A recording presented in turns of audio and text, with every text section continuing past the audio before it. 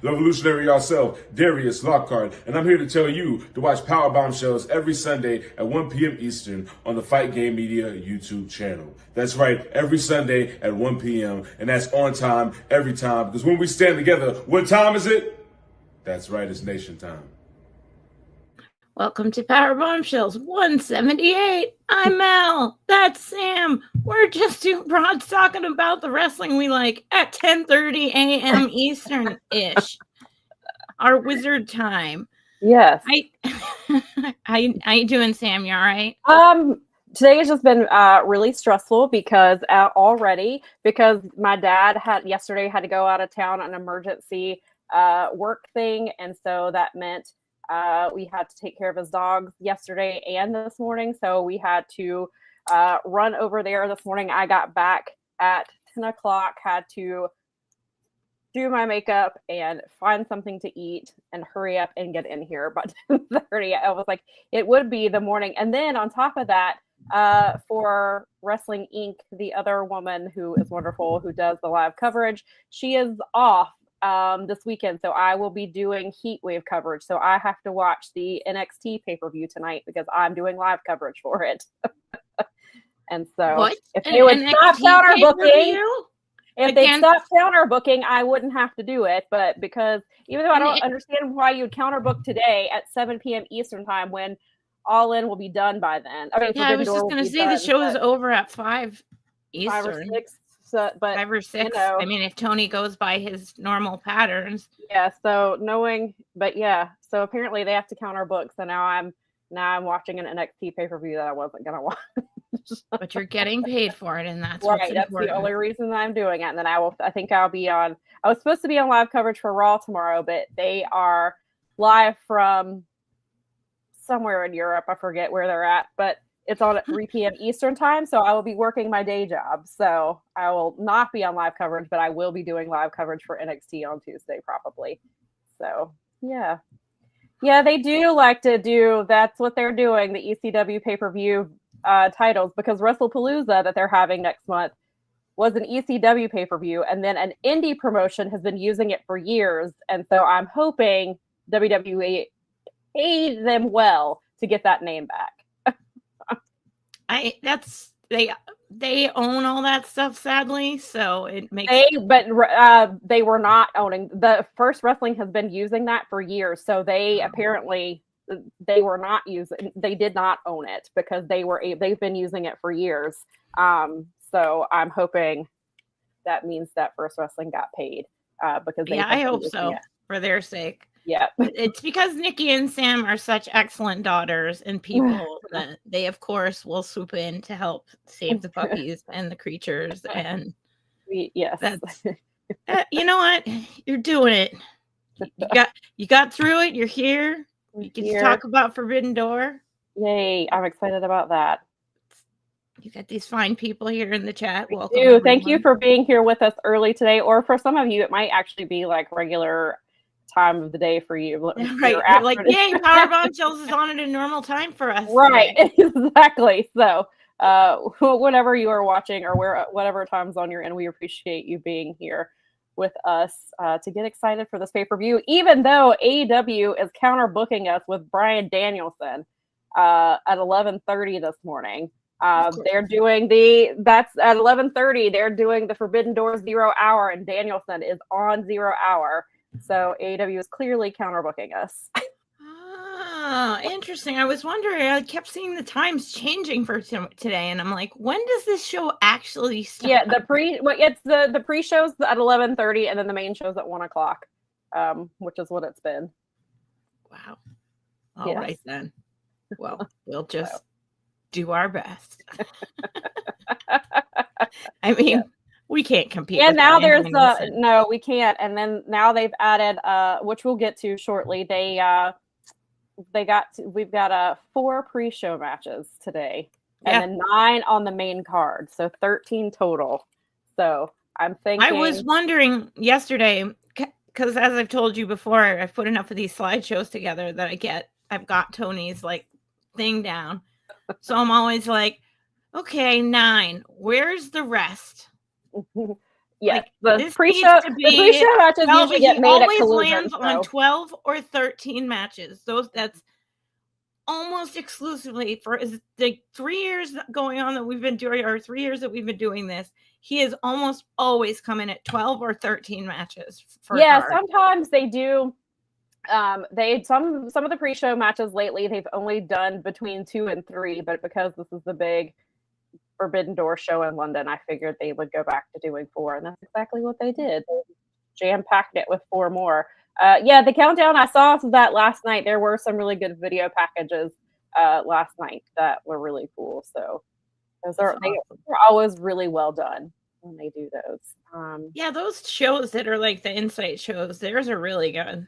Yeah. They tend to be really well done. Yeah, I really enjoy those a lot. They get you hyped for the pay-per-view and stuff like that, which is really cool. Nick and Matt coming out as Todd and Rod and Todd. Rod and Todd did give me a good chuckle.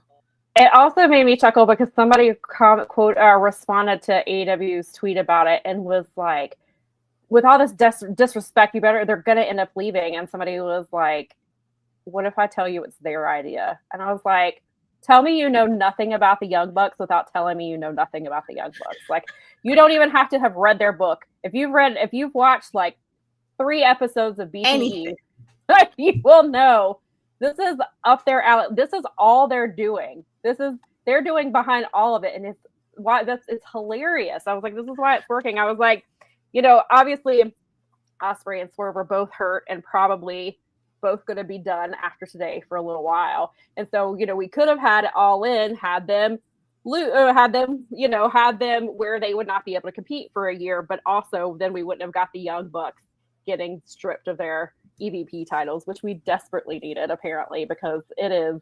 Oh my God. If you don't understand what's happening here, I feel bad for you because you're missing out on just a wonderful world. Like, I'm so glad I watched VT. I'm so glad that I caught up at least with some of their stuff. They had a new episode yesterday for the first time in like 2 years. It was that's what oh my God. There was a 2-minute episode, and it was them trying to figure out what they can't call it the EVP trigger anymore. And so it was 2 minutes of them trying to come up with a name for it. Yay, I'm so excited. And so it's great. And I was like, Nikki even made the point that she was like, if BTE, even if it's just like 2 or 3 minute clips, I'll take it. She was like, if this yes. And I was like, it was just the 2 of them in their hotel room, and it was great. And I hope that means we're getting those back. That would be lovely. I never disappointed. No, not at all. It's such a great, that was like my favorite thing. It was such a great supplemental to like watching them actually wrestle and watching what was going on in New Japan at the time. Right. And yeah, gosh, I'm excited for this. Them doing all of this is so brilliant. It's the coolest thing ever. I love it.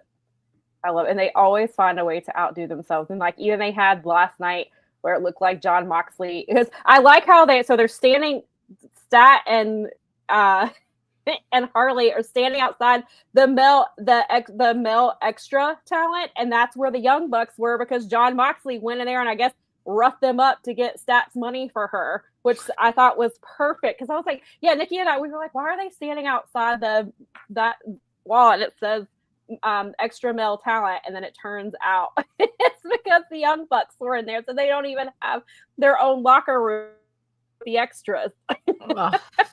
Which is just excellent storytelling. Oh my gosh, just keep Matt and Nick, just keep doing what you're doing, please, forever. Please. We're so lucky to have you. I know. I love them so much.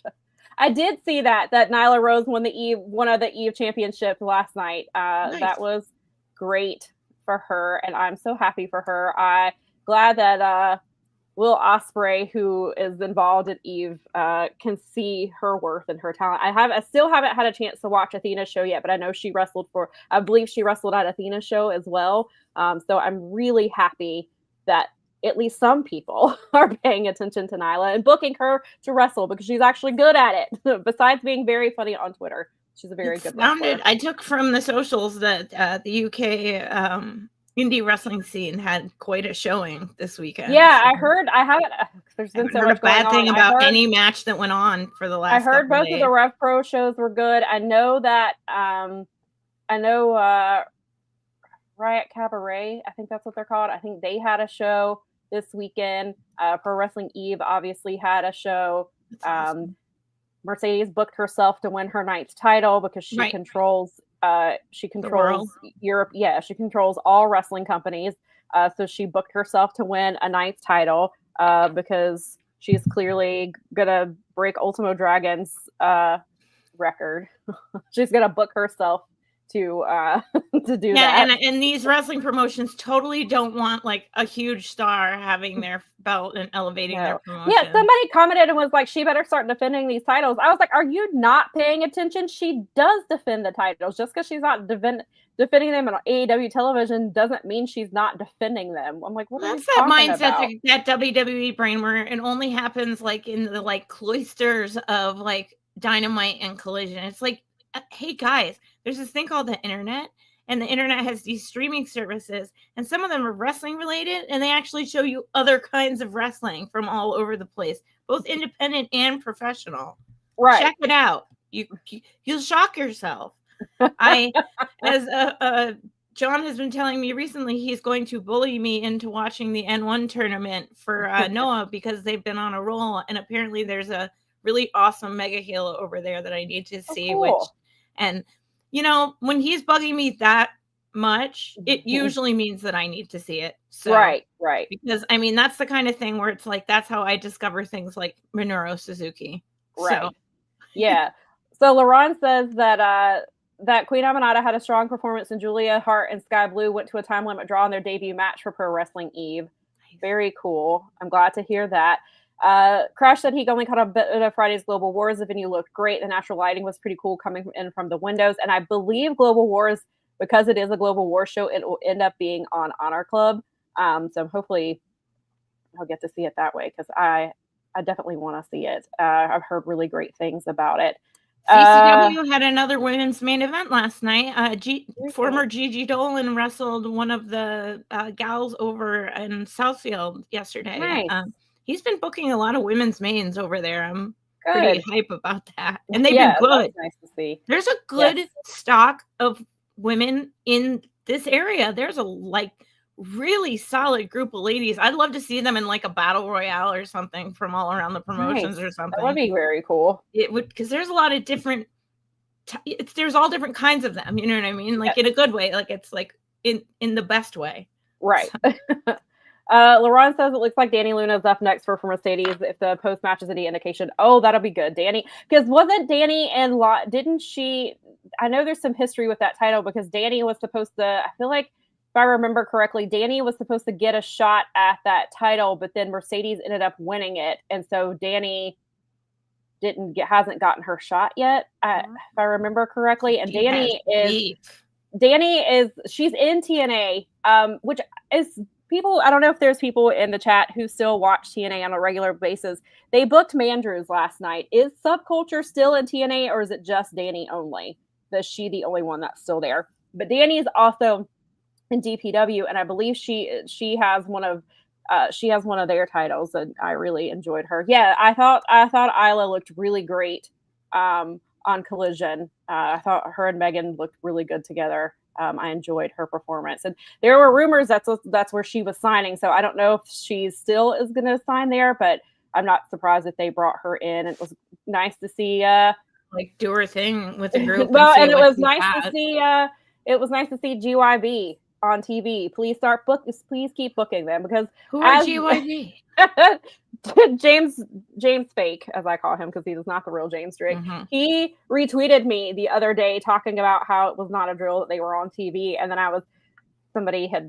they were talking, and they were like, well, I wonder if they have visa problems, and I was like, I just saw them in DPW last month. Like, they're not booking them, and I happened to see James say that it's funny that, and I'm sure he was not the only one, but he was like, it's funny when people think that we're having visa problems when he was like, we've lived in the US for the last 5 years.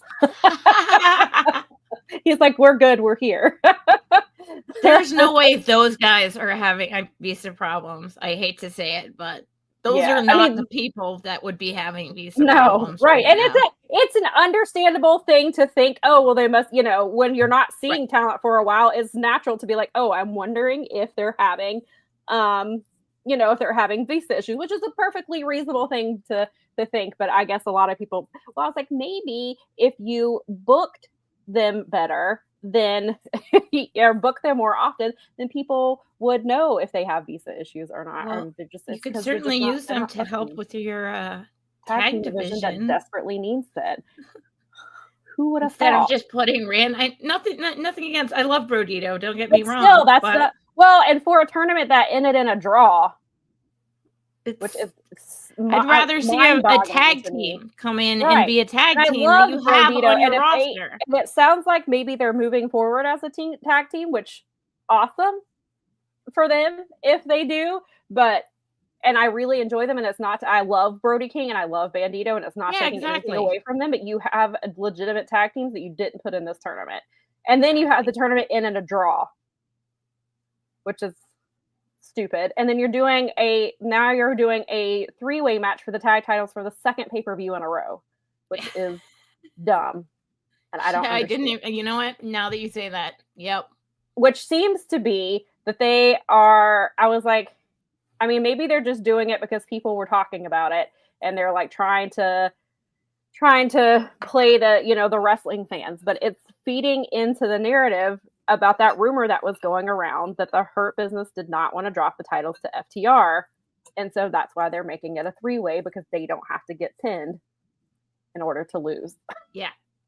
And then if that's true, that they didn't, there was the rumor that they didn't want to lose to Jet Speed either. And that didn't happen. They didn't lose to them. And so it just, I mean, and again, maybe there's noise about those guys. And then maybe they're fine and they're just playing into it. But why are you doing it and playing into it for a title match? Like, that's just, I don't know. I don't agree with that. But I don't know. You got to do your job. Like, I think it's okay, I guess.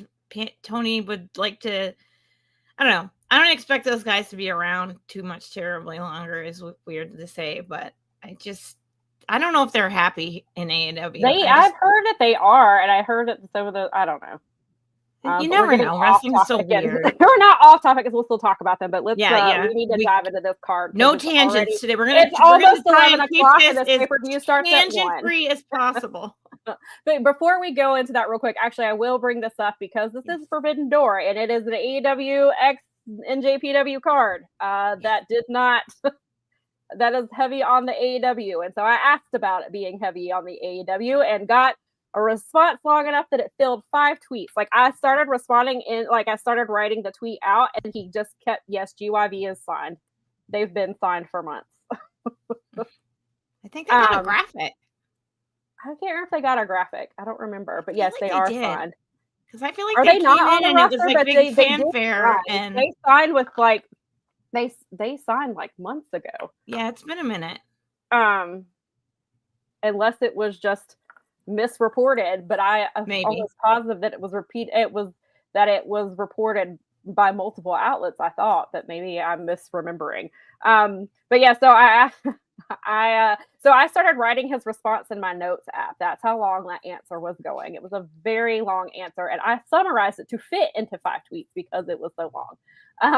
And so the question obviously was, this is such an AEW heavy card. In the future, it seems like fans really want the an AEW versus New Japan card again, or at least more matches that are doing that. And so I was like, can we, will we go back to that in the future?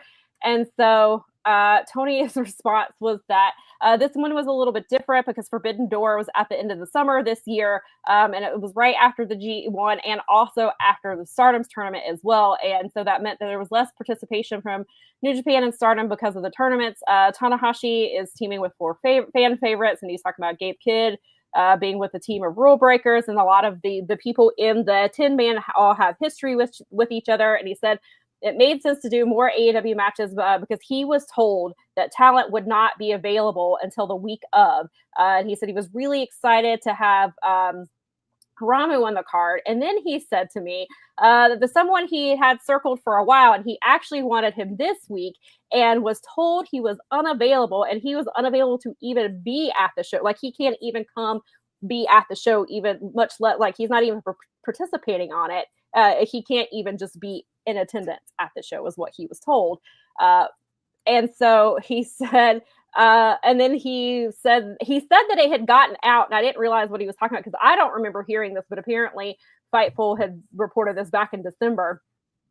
But he said that he wanted, last year, he had originally had Yota Tsuji against Swerve for the title, but others around him said that Swerve was such a new champion that they needed him to he should wrestle someone more established. And because Tsuji wasn't, I forget the way they worded it, not that I guess maybe American fans wouldn't have realized, I guess maybe would not have been as familiar with Tsuji, I guess was basically what they were getting at with him. But he really wanted the match, and he said that he listened to it, and Will Ospreay even offered, he's like, hey, I can wrestle Swerve. And so he said he just kind of listened to everybody, and he decided to make the match be Swerve versus Will Ospreay. And he said, in hindsight, he thinks that was the right call. He thinks that, ended up being a really great match, ended up being great for Swerve, it ended up being great for Ospreay, and he really wants to bring Tsuji on at some point in the future. He's hoping they can get him next year. And then he did say that last year they were able to, I'm trying to read what I've got here, because he just said the more they can get on. He wanted, last year they were able to get more New Japan talent on AEW television leading into Forbidden Door to, like, I guess, get them into the storylines and introduce fans to these wrestlers. And that's better for them. But this year they were not able to procure as much talent. Like, they got Haramu like the week before, or the week before the European tour. They were able to get him, and then Ishii has obviously been having his second Hot Boy summer in AEW. So he's not really been able, and so that's why he said he couldn't really get anybody from Stardom either because of their tournament. And he was like, he said they're a really great group of people, and he would have loved to have them on TV. He said next year for Forbidden Door should be earlier in the year, and it should come before the G1 and the Stardom tournament as well. And he said that with that, he hopes that they can get more people next year and that it'll be more of an even card. Then, of course, he really put over Kyle Fletcher and Haramu. And then he said Persephone and Bozilla both were not available until this week. Bozilla actually was not available until a few days beforehand, which is why the match announcement came so late, is because she wasn't available. And it says in the future, the availability of the New Japan and Stardom talent can affect, the card, but they're trying their best to deliver, the best show that they can with the talent they have available. And he did make it seem like they really are going to try, moving forward to do as much more like not be so AEW heavy, I should say. And then there actually somebody asked the follow-up question. I missed who it was, but he asked about like Tony having to balance other promotions. And he said that AEW, if they can't send talent, they can only work with, who's available. And he said then the very first Forbidden Door was challenging because that's when there were so many injuries and illnesses on both sides. And he said, but it ended up being one of their greatest events. And he said, Russell Dynasty was different because New Japan took the lead on that show and they booked all of that. And Tony was here in Charlotte working on the first Collision on Max, while a bunch of his talent was in Japan for that show. And so he said it was, but they all worked together. And he said that a lot of the big stars missed Collision because they were in Japan. And so he said they all just work together and do the best they can to put the shows on together. So that was the answer I got. It was a very long-winded answer. Because originally when I wrote my questions, it was after the tag team tournament ended in a draw, and I was mad. And the question was going to be, why did you book this to end in a draw? What was the point of doing the tournament at all? Why did you book a not tag team to be in a tag team tournament? And then that morning I was like, should probably ask something else. And I was like, oh, why am I not asking? I was like, I'm going to ask. And that was the question that I ended up asking. And so that was the answer I got. Apparently New Japan fans still were not pleased with that answer. They were just saying that, he could have tried, I guess that he could have got the juniors. But I mean, according to Tony, and I could be wrong, but if Gato is not making these people available, if he's not making a Fujita or somebody available to come to the US, then Tony's hands are tied. Like, I mean, what is he going to do because a lot of people kept saying, well, why are the juniors not on there? That's a good question. But if Gato was not saying they're available, then he can't book them if he can't get there. And then it turns out Yota Tsuji's in Mexico. He was with Teton last night. So apparently Tsuji was like, no, I'm going to Mexico. And so that's why Tsuji was not supposedly. Well, I mean, that answer, I mean, I can understand. He wasn't wrestling. He was there. It appeared that Tsuji was there as a fan to support Teton, that he was not booked. He's not wrestling. He's just there. Interesting. So that's that. That's Tony's answer. You can believe him or not, but that's just the answer he told me. And I'm just reporting what his response was to me. So did I just lose Sam? That's fun. Maybe she'll come back. So anyway, let's see. Here she comes. She's back. She's coming right back. And while I'm waiting for her, I'm going to show you guys our t-shirt. And if you haven't seen our new t-shirt, then you are seeing it right now. And Sam and I got ours last week. We were wearing them. And we've gotten a bunch of folks in there that have bought these as well. They come in the 3 colors. So you do have your standard black wrestling pro there t-shirt. But you can also get it in sky and azalea. So pink and blue, our colors. Yes. And so. Yeah, sorry about that. Apparently I bumped something and it apparently kicked me out of the, I don't know, my arrow must have been somewhere, and when I bumped it, no worries. I plugged our t-shirt while you were gone. I appreciate that. So, but I am here. Sorry about that. But yes, and so technical difficulties that were probably my fault because I bumped something and it kicked me out. But yeah, so I guess let's get into this card because we're going to be counterbooked in about a half an hour by Brian Danielson. I think that's probably a good idea. So let's see here. What do we have? We have, and we're going in whatever particular order we sort of went in. And so we'll start with this. We're not going to book any of creative with any of those people, Max. I'm sorry to say. No, thank you. No thanks. Probably not. So about this match here, right in front of us. So this match got made, of course, on Collision because that's what they do. So War Dogs showed up on Dynamite, and they were obviously getting involved, attacking all the baby faces, which meant that the Ops came down. They fought them off, and so of course that leads to a title match on the pre-show. Of course it does, because why wouldn't it? Right. So we have the Ops defending their trios titles. Yay, they're defending them against Clark Connors, Drilla, and Robbie X, because obviously Gabe, who is in the War Dogs, is in the 10-man, which we will get to. And so, yeah, I'm sure the match will be fine. I really don't have. I like Clark Connors. I don't really. Robbie is just there. And I don't like Drilla, so. Yeah, I mean, this will be fine. It's as rushed as it looks. Listen, if his will is not in this match, what are we doing here? Yeah. Mm-hmm. Clark I love. And Clark was, in fairness, like Clark, and I'm wearing my original first edition, the original AEW Forbidden Door shirt today, because I think it's important to remember that this happened in 2022. As of like only 2020 or 2021 did we even have the possibility, like young me, after the Monday Night Wars, especially. I mean, we never thought we would see a day where we would have a lot of these people like meeting up.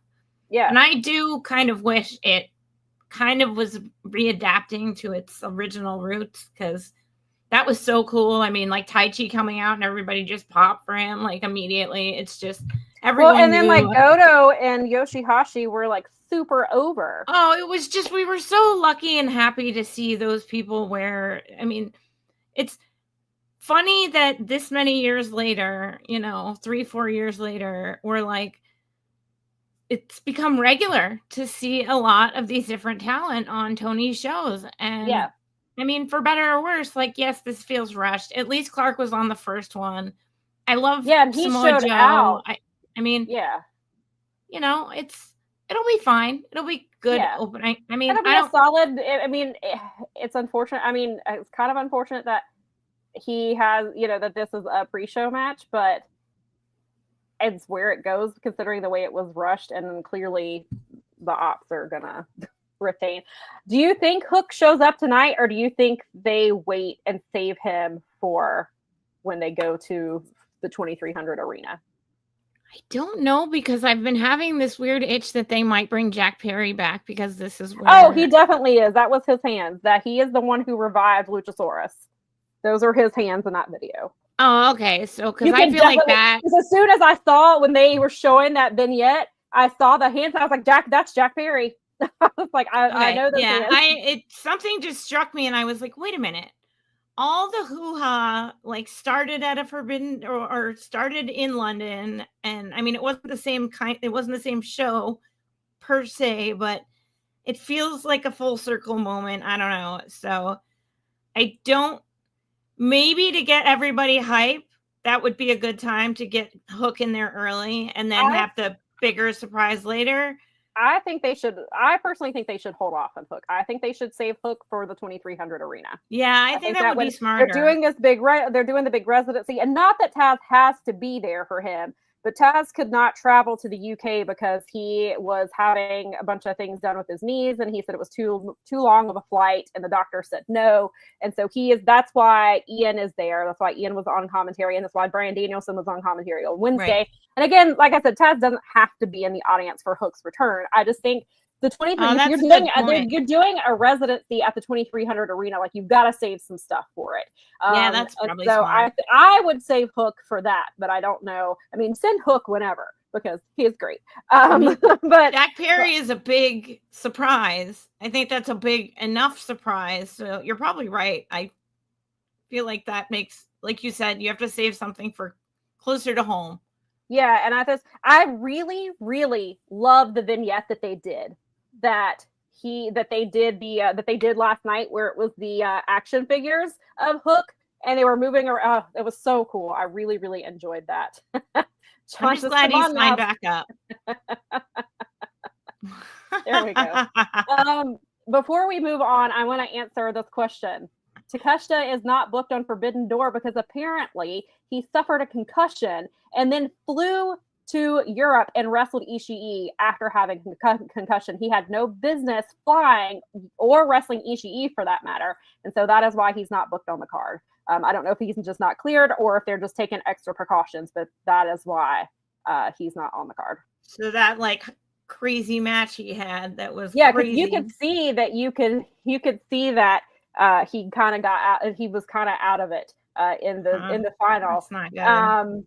And so, flying with a concussion is not ideal. And then turning around and wrestling Ishii is not ideal. The match was great, but his health is more important. And like Nikki said, she was like, Yuka's going to turn into Rebby on him because, Rebby flipped out on Tony when he let Matt wrestle with a concussion. So, I mean, it's no athlete is going to take their self out of the game. Right, which is when you as a booker need to step in, which is why I was saying that about Will Ospreay a few weeks ago, because we were saying, Will is not going to take himself off of a show in London. Somebody's going to have to do it for him. And here he is. I mean, yes, even though, despite what Ospreay says, he is actually cleared to be in this match today. However, this is probably going to be his last show for a while. I would suspect so. I mean, yes. And with this being a cage match, they can, as Mel said last week, Mel mentioned, maybe they kind of take Ospreay out of it early to kind of protect him. Don't let him do a whole bunch of crazy shit.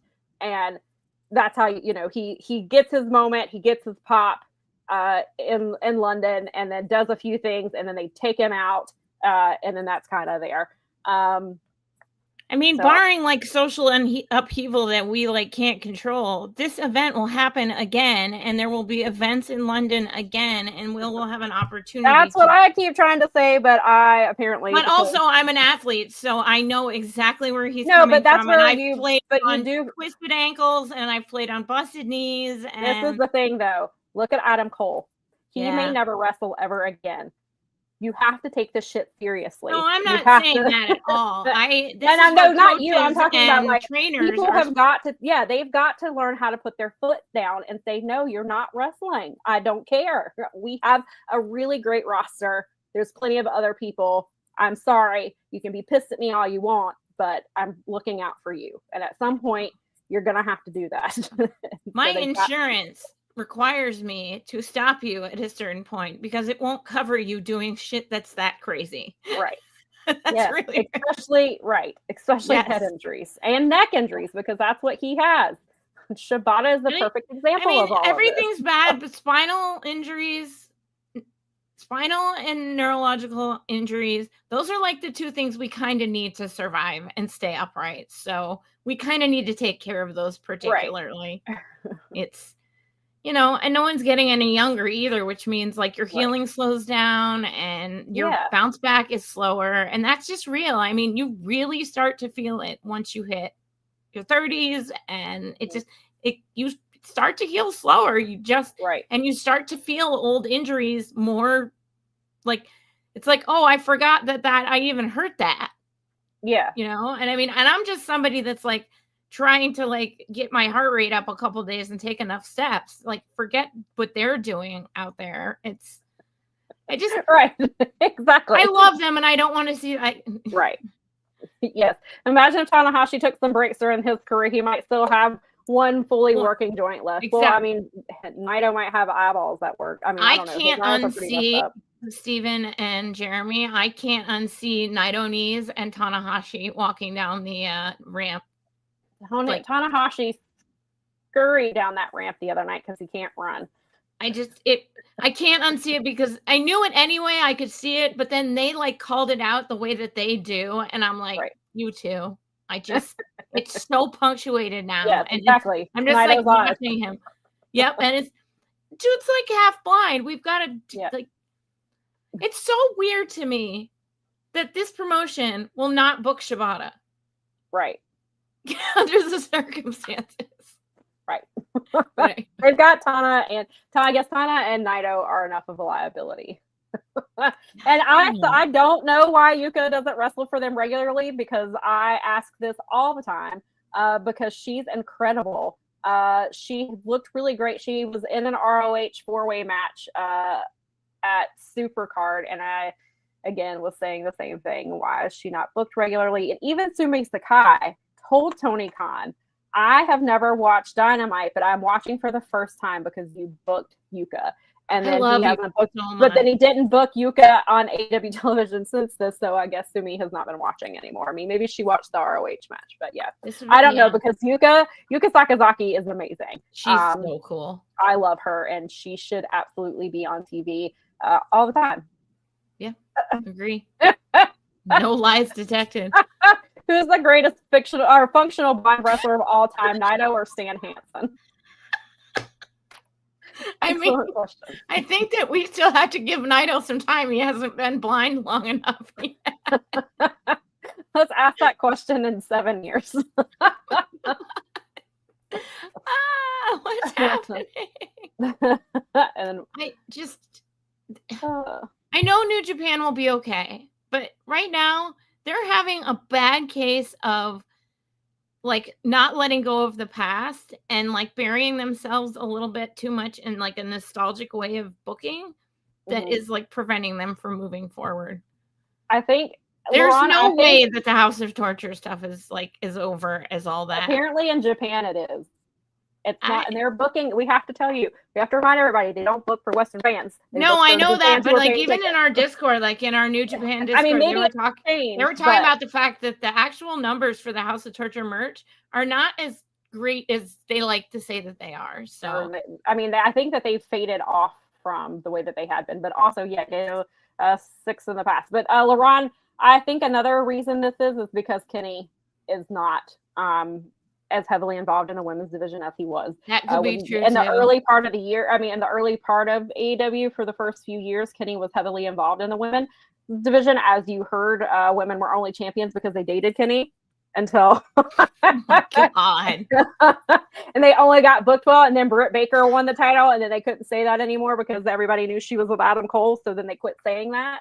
But I think that's a big part of it is because Kenny is not. Sam, we all know that women can only get ahead by opening our legs and booking themselves to win titles because they have creative control. Right. But let's get back to the Forbidden Door, to the buy-in, because it's about to start in 15 minutes. The buy-in is at least anyway. 0 hour, I'm sorry. This match got added last night, and I'm very excited about it. And Ricochet and GOA are fun to watch. And then Jet Speed. Can we move that banner? Oh, yeah. Sorry about that. My bad. And then obviously we have Jet Speed and Michael Oku. Why was Michael Oku put in this match? I don't know. I mean, other than he's awesome. Like he was on. We saw him back. If you watch Supercard of Honor, he had a really, really great opener. Tony said afterwards that Michael Oku we'd be seeing a lot of in AEW and ROH. Then he dropped the title, his Repro title. He dropped a few weeks later. It's been heavily rumored that he's going to sign with AEW at some point if he has not already. And so the more Michael Oku, the more the better. And that he's teaming with Jet Speed. So this match is going to be awesome. I mean, yeah, no lies detected. Like, how is this not going to be awesome? This is like 6 awesome wrestlers right here. So yeah. I'm really gonna. I heard that. That made me. I popped when I heard that. When Ricochet said, "Oh," he said on commentary, he said, "Hold on, I'm gonna go." He said, "I'm gonna go cheat for a minute," and Ian said, "What?" And then he distracted. I can't remember who. Now I can't remember who it was. Which one he distracted? And he said. Then he got back on commentary. He said he didn't have to look at me. That was really great. I appreciated that. I'm not sure who I've got here. I am going to go. I mean, I guess if Michael Oku is signing, you kind of need him to win this, but they're pushing Ricochet and GOA. Yeah. So I'm going to go with them because that's who they're pushing. That seems logical to me. So. But Jet Speed and Michael Oku are the fan favorites, so I mean, you could do that too. I think this is everyone wins match. Yes, it's one of those things. Right? Yeah, pretty much. All right, let's see. Go. Yay! We're getting 3 big ladies match. So shout out to Lyric for last year giving Tony the business for only having 1 women's match, because this year we had 2 on the main card and now we have 8 women on the pre-show. So just shout out to Lyric for calling him out last year. Nice job. Good job, Maybe Lyric. had nothing to do with it, but I'm just gonna credit Lyric because you know what? She put it in the universe. Credit. I'm gonna give her credit for this. Her good vibes. Thanks, Lyric. Thank you. We love you. So we're getting this 8 all-star 8 women tag. These women have been feuding for a few weeks now.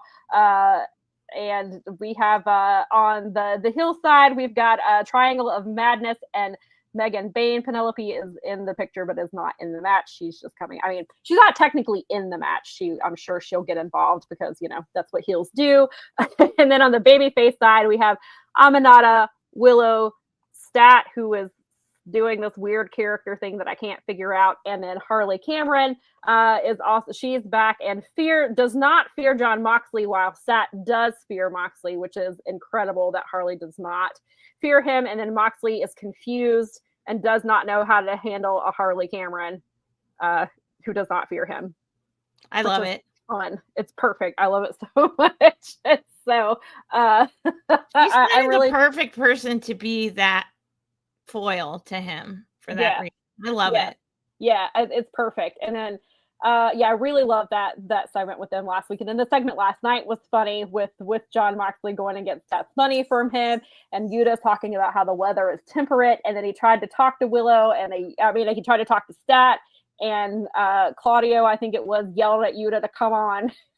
So I don't know where this is going, and I don't really know what's going on with Sat's character. She's doing some really odd things, like blowing torn up pieces of paper at people, and then have this fake women's empowerment speech like 2 weeks ago about it. It's very weird. I don't know what they're doing with her. And so, but I do enjoy the dynamic between her, Harley, and Jon Moxley. There's something to that. I hope they follow whatever that is, and it turns out to be a fun thing. But I hope that this is going to lead to a blood and guts match, the first ever women's blood and guts match. I think you have two really good teams here. You can add Penelope could be your fifth. You could add another baby face here and get a fifth person and do a 5-on-5. They could just keep it with the 4, but I think doing the 5-on-5 here would be really fun.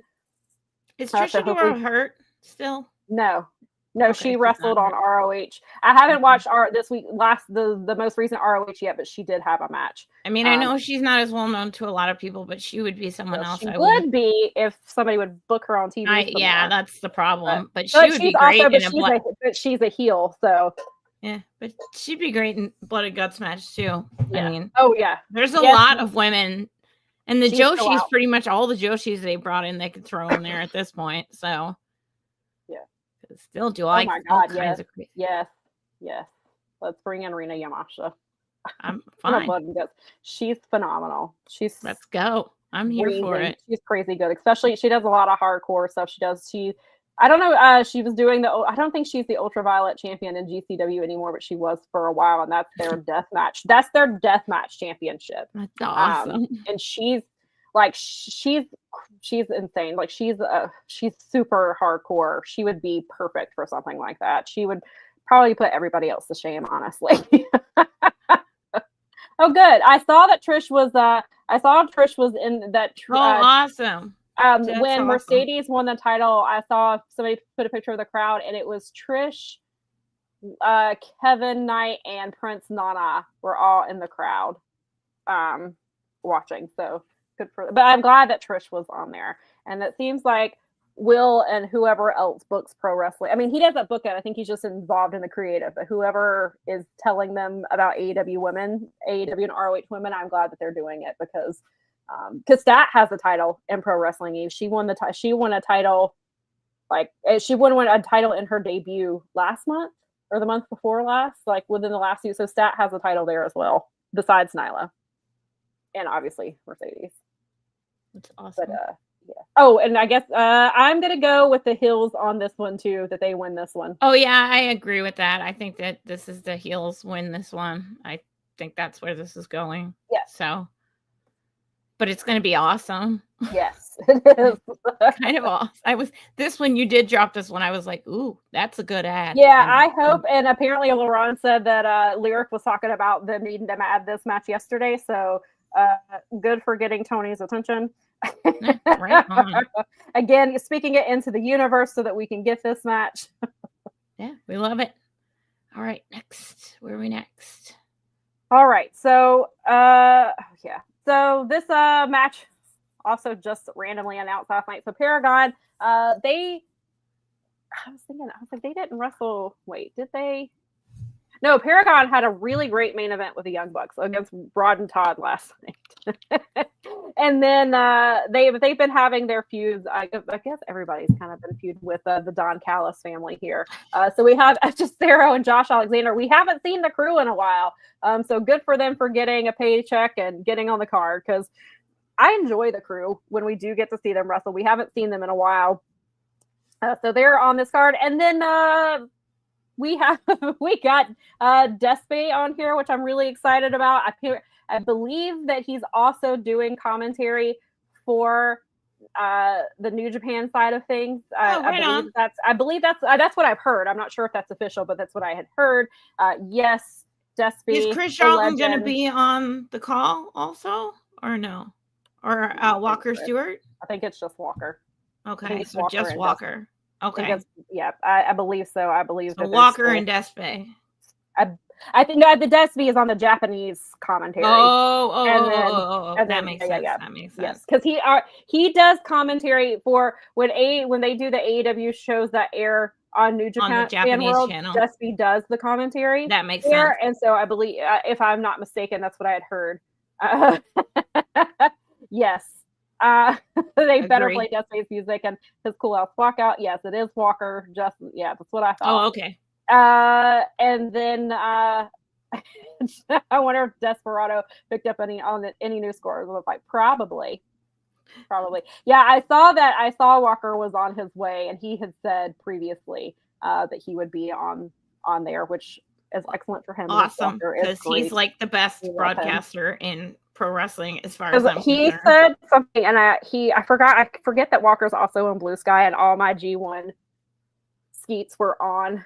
I kept them all on Blue Sky because I'm trying to use it more. And Walker liked a couple of them because they were about him. But Walker, one of the things he said in the not the final, but the match with when they did Takeshita versus the SJ2 in the semis, or in the semis match, Walker said after he won, he said Walker said God gave us the first thing he gave us was, I think, what did he say, redemption or forgiveness, something like that. He said the second greatest thing that he gave us was eyes, so that we could watch Konosuke Takeshita wrestle. Which I tweeted something about, and he liked it, but that was perfect, and he's not wrong. Thank you. Oh my gosh! Yes, happy Forbidden Door Day! Yay! Thank you very much. We appreciate that. And then we have Yuya, who is here, who had an excellent G1. A lot of people were bummed that he missed out on the semis, myself included, but he looked great. And so I'm glad to see him here. I hope we get him more often. Hope we get Deathbay more often too, but I know they're both busy. But this should be a fun match. Trying to figure out, this is a heel heavy. Well, no, I guess the ops are the baby faces. I'll say this is a heel heavy pre-show, but I'm gonna go with Paragon, and I'm gonna go with the AEW / New Japan team here. Yeah, I see. Okay. All right. I'm gonna pick the other side just because things have been crazy. Okay. And I just feel like picking the crew. I feel like maybe they might just like pull out the win for schnitz and giggle. Yes. Because these last few cards we've been totally wrong, and I feel like throwing a curveball in here. There we go. Thank you. We appreciate that. Yes, he said. I can hear Walker saying both of these things with his Yushigoroshi and then also his lariat. And I hope that Tony doesn't have a good day. Thank you for coming, and thank you very much. Thank you. We appreciate all of you. And, yes, and I defer to you, USV guy, always on these things because you're there. You know what's going on with the New Japans. So yeah. But John, Tony does not get to steal Walker from New Japan. That is not cool. Happening. You're not allowed to have that happen. I love the Topi Tsujishita. I love it. Walker is great. He is really, really great. You when you get done listening to him and go back to a lot of the other places. Yeah. You see that. I still think that no shade on the commentary team. Ian Rakkabani's great. I mean, I really love Tony Schiavone. He's a classic guy. But I do think that sometimes that I do tend to agree a little bit sometimes with the argument of them trying to pop each other and do all that stuff. Oh God. It gets a little distracting, and I kind of want, whereas when I'm listening to Walker, I feel like I'm watching, it gets that big match feel, and I just like that. It does, but I also think that Walker and Charlton definitely try to pop. Oh no, I do agree that they do a healthy amount of, I'm not saying it's non-existent. Yeah. I just think that for me, I feel like the balance is better with those guys than sometimes when it gets, especially when it's more than 3 guys at the table. Yeah, 3-man booths are too much. It gets sometimes really tricky. It's too much. So I feel like I don't know, the magic number is 2, but maybe a 3rd guy if you're really awesome. People booths can work, but yeah.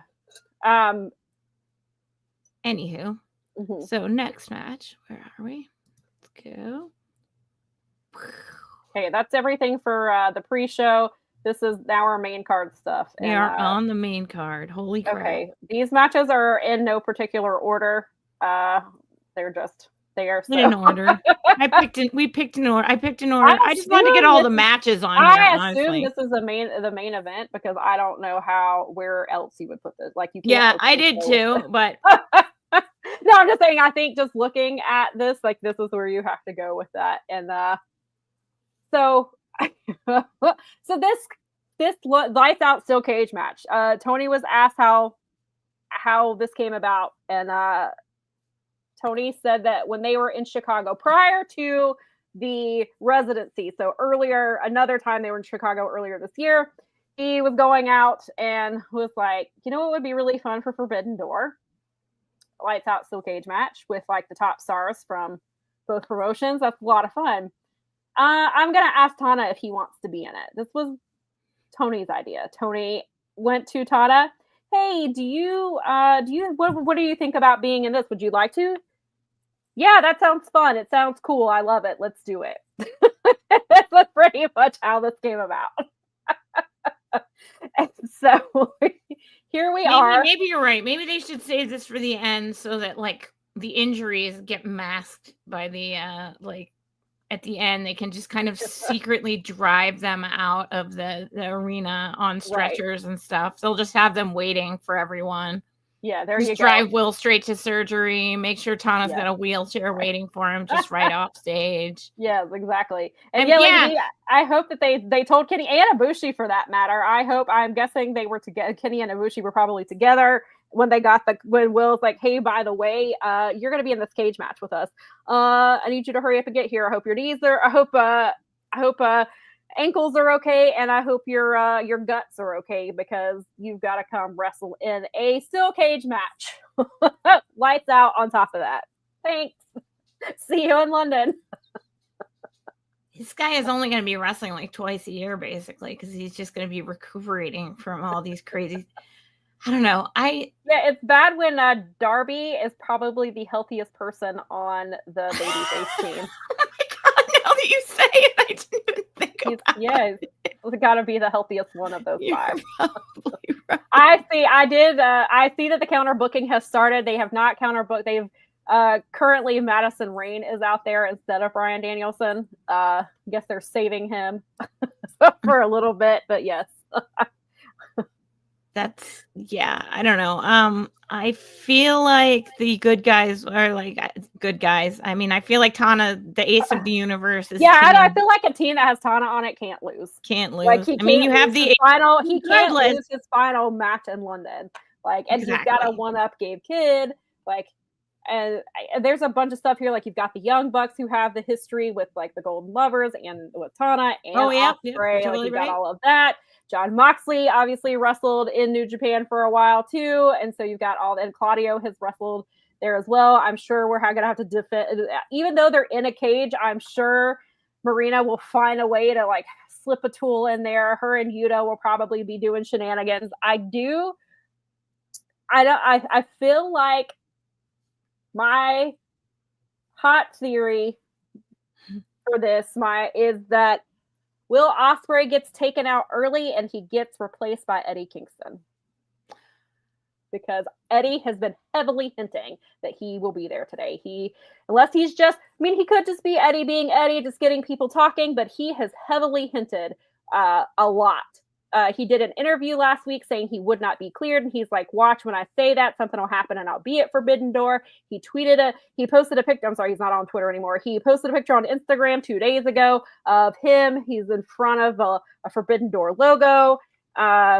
It's a black and white photo. It's clearly it's from a past Forbidden Door, but he is heavily hinting. Maybe he's just he's being a good troll like any good wrestler is, and it's just trying to get some hype. But that's my bold prediction is Eddie Kingston comes. I like it. And he's coming for you, Gabe Kidd. You better watch out. Gabe and like he's gonna John kill Moxley. You. And yep, and he's working with his arch nemesis, Claudio Castagnoli. he has plenty of reasons to come back. So that's my big hot take here. You know what? I like that. Or I'm big into goal that. prediction, rather. I enjoy that, and I hope that you're right because I would love to see Eddie back. I miss him so much, and I'm just gonna keep until Eddie comes back. I'm just gonna keep saying He's coming back this time. I swear. You are not I really alone, thought he was sister. coming back for All In, but I could see, and like I said, he could just be playing. He could just be trolling everybody. Well, and getting, like you said, getting the hype up for the show. That's what they need. Like, yes, I'll take that, but I'm gonna be real sad. That'd be great, though. I'm with you. I'm into that. Yes, I am super hyped for this match. Yeah, this looks like it's going to be a whole lot of fun. Kyle Fletcher versus Hiramu. Hiramu is, if you're new here, Hiramu is one of my favorites. He is probably my favorite junior. I love this guy so much. So I was and then Kyle Fletcher, I'm a huge Kyle Fletcher fan. I've been a fan of his since on the open days, even before when I saw them a little bit on the indies, and of course in New Japan is where I really got to see them. I think Kyle is on a completely different level. The ascension he's had in the last year and a half has been insane. This is gonna be like a BOSJ match. Oh yeah. This is gonna be like, they're gonna be like, wow, let's put Kyle Fletcher in BOSJ next year. Like this is a solid New Japan versus AEW match right here. Yeah, like this, more of this stuff, Tony Khan and Ghetto. This is like what I like. This is what I want to see in my Forbidden Door. Well, Forbidden Door, especially because it's supposed to be power matches. It is supposed to be dream matches. It's the one time a year where we are supposed to, where fantasy booking comes alive. Yeah. Me too. Crash said low-key should be great. This hope Hiramu comes out with a mad costume with a paper mache head. I hope so, because it's big. It's a big pay-per-view. I expect Hiramu to go all out. He'll probably have on his bright colored shoes. And why do I always forget his cat's name? It drives me cuckoo. Daryl. Thank you. I should remember that. Yes. That's why. I'm so excited. He needs to bring the. He hasn't had Daryl in a while though. I know, but it just reminds me of it. I always think of Daryl. This would be a good place. I think Kyle Fletcher would love to see Daryl. He might do like Fale did though, and Fale like punted him and ripped his insides. I mean, that tracks. Fale's a douche, so yeah. Fale, yeah. That guy. They'll just start shenanigans.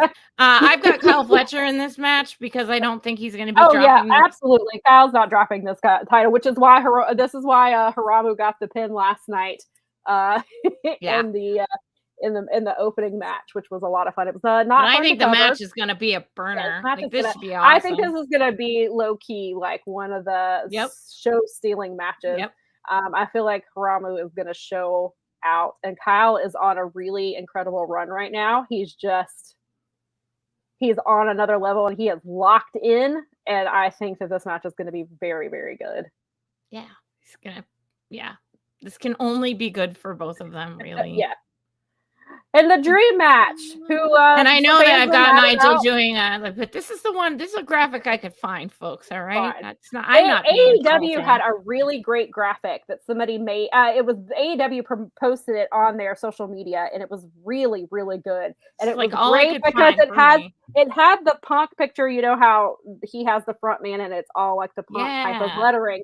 Well, it looked like that for both of them. But my favorite detail was it had a dog and it had Shakespeare or had a book and it was open to Shakespeare because of the reference that Zach made, which Gunther stole from Zach and said it last year and took it like it was his own because he thinks that WWE fans don't know who Zack Sabre Jr. is, I guess. And so he straight up stole it last year. But Zach said that technical wrestling is showing technical wrestling to American is like trying to teach a dog how to speak or how to read Shakespeare. How to read Shakespeare, yes. That's what he said.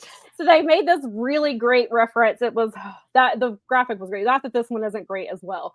But yes, you do have the gesture from Nigel. And also, let me tell you, when Zach showed up last night to answer Max Caster's challenge, me and Nikki lost it because they're showing Max and you see the LED screen behind him.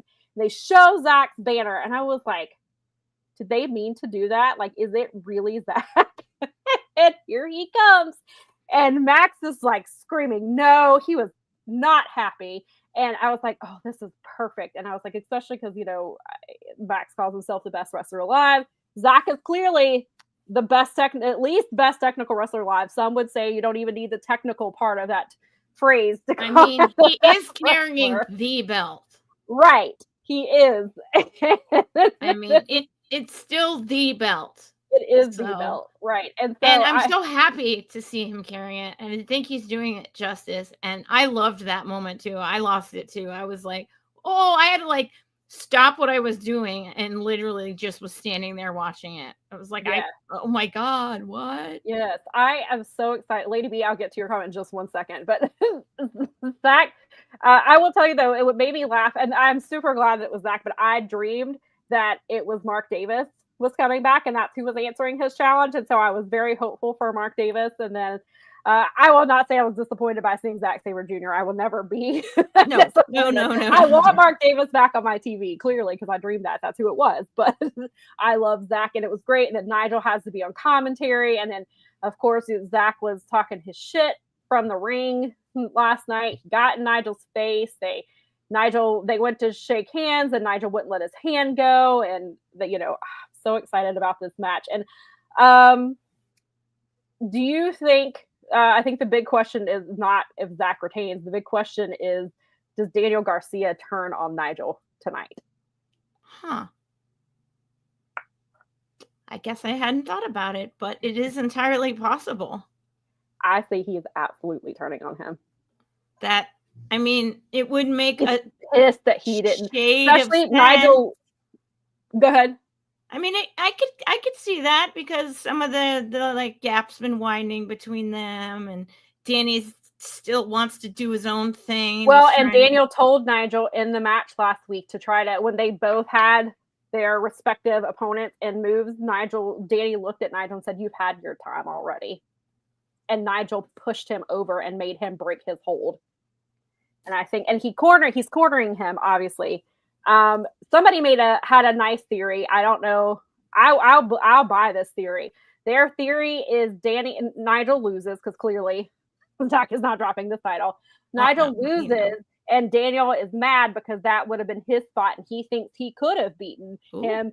And he starts it, and Danielson stops him, which sets up Danielson and Danny at All Out. Was a theory that I saw. Okay, I could totally see this happening. I was like, I can see it. I don't know if that's what we're getting, but I'll take it. That's an entirely fair. I actually hadn't even thought about it until you said it, honestly, because I guess I wasn't picking up on some of the subtleties there. Yeah, I was so focused on Nigel and Zack Sabre Jr. wrestling, and I forgot that there was like a world around this match. Yeah.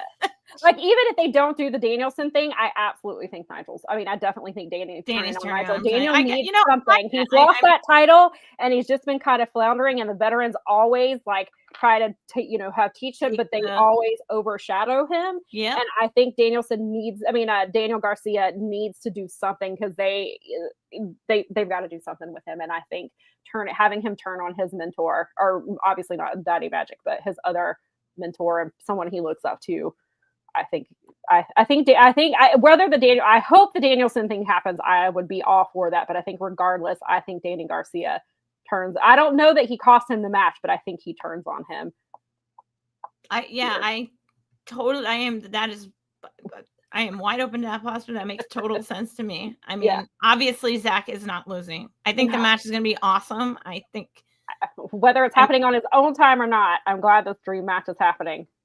It is a dream match. This is another one that this is like, and I love it's one that they both want. It's one the fans want. London is the best place. Like, where else are you going to do this? It's going to be so loud in there. I mean, it's going to be incredible. And I think it's really going to be, it's obviously probably going to be match of the night, or at least very damn, I mean, it's going to be really close to it if it's not match of the night. Before we go on to the next match, I want to read Lady B's comment real quick. Lady B, because we're being counterbooked by 0 Hour. Lady B says apparently they've changed the tag team match again. It's not an eliminator match now. Of course. This match is cursed. Thank you for the live breaking update. Thank you. I wasn't sure if we'd get to which, because we're just putting these up at random, and I wasn't sure if we'd get to her comment. I didn't want her comment to disappear by the time we got to the tag match and watched the tag match will be next. But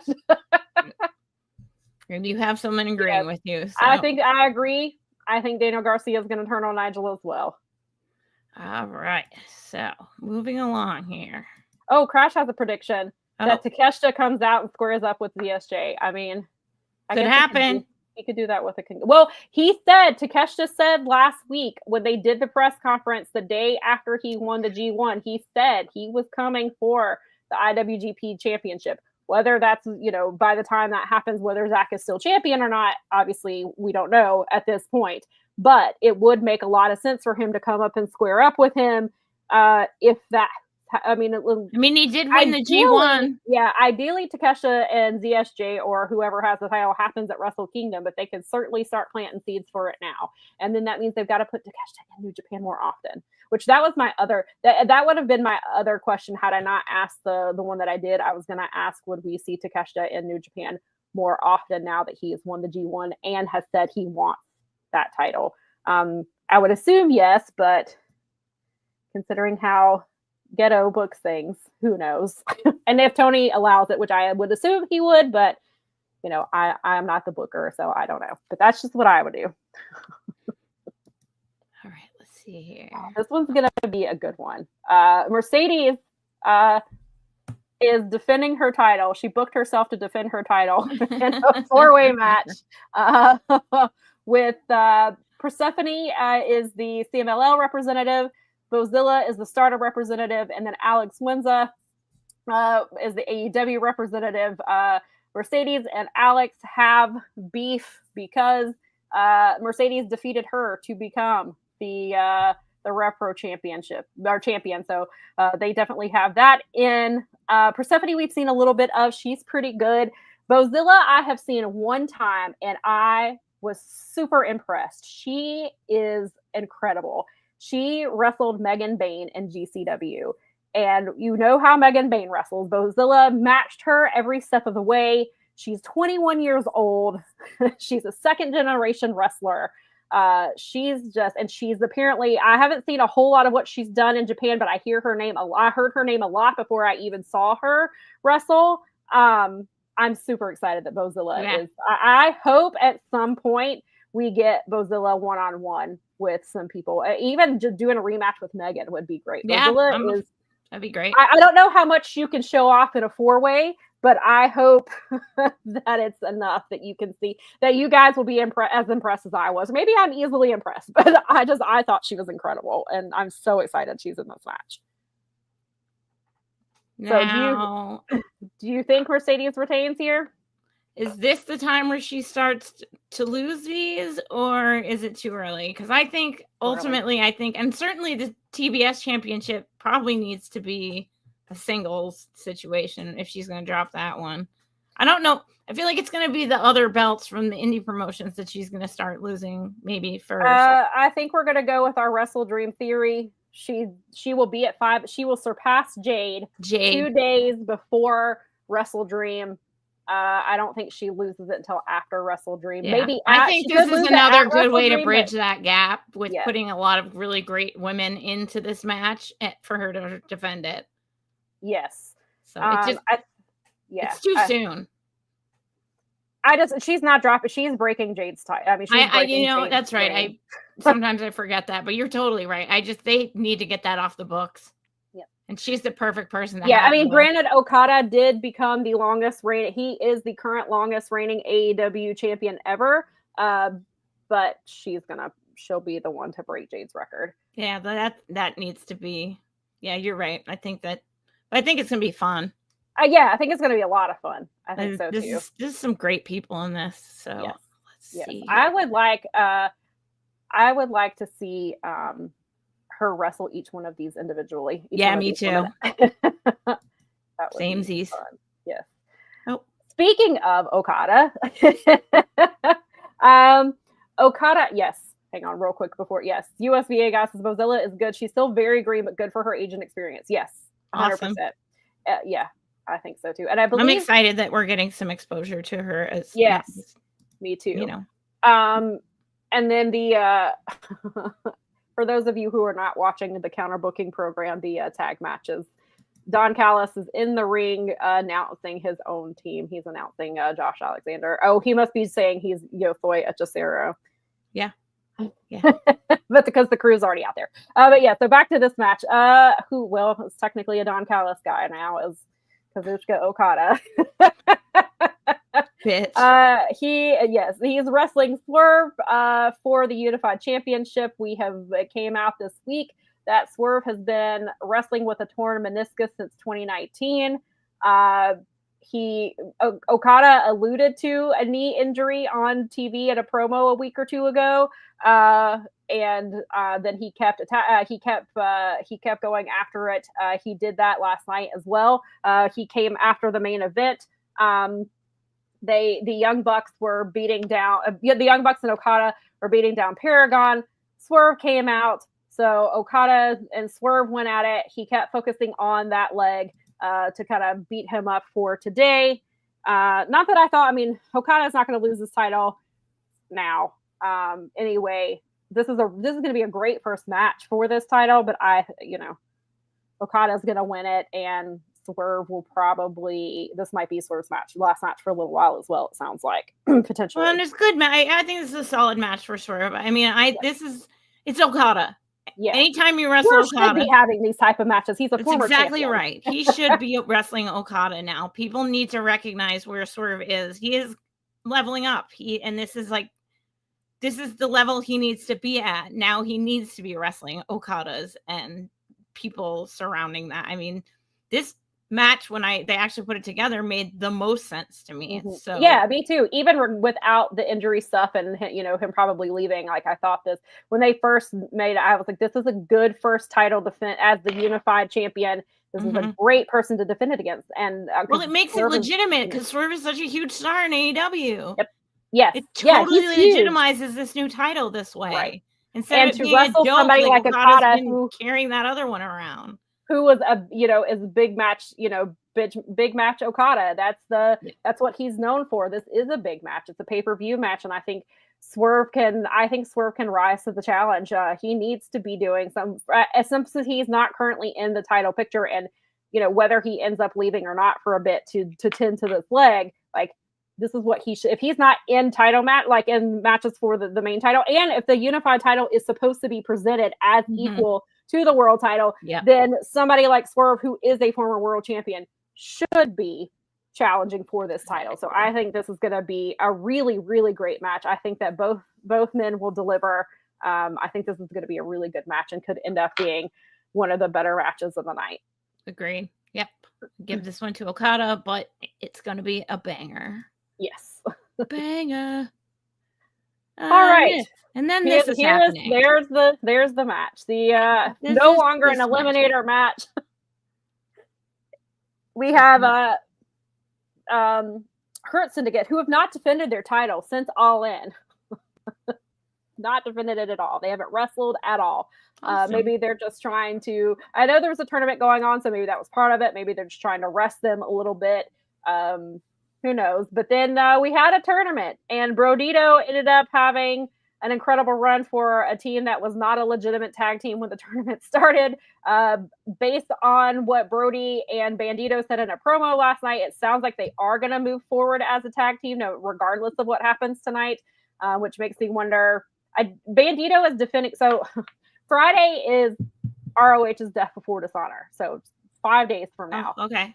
Bandito is wrestling Echecero for the title because Bandito is the current ROH World Champion. I don't necessarily think Echecero is going to win it. He certainly could because they use him enough, and it's that gap between the CMLL for the CMLL fans as well as the ROH and AEW fans. So they certainly could do it. But if Bandito is going to continue to be a tag team champion, then he needs to drop that ROH title. But considering an ROH titles are a mess as it is, because we now have, which we'll talk about, Nick Wayne is now injured. We have an interim women's TV champion who is not defending her own title, but is challenging for the women's title. We have We have tag team titles and trios titles who had somebody who just had double knee surgery.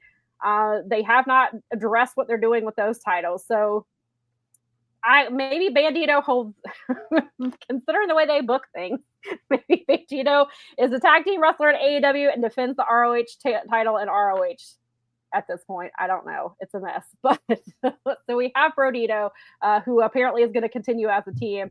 Because we did 2 weeks ago, 2 or 3 weeks ago, Buddy Murphy finally did have surgery. I didn't hear a timetable for his return.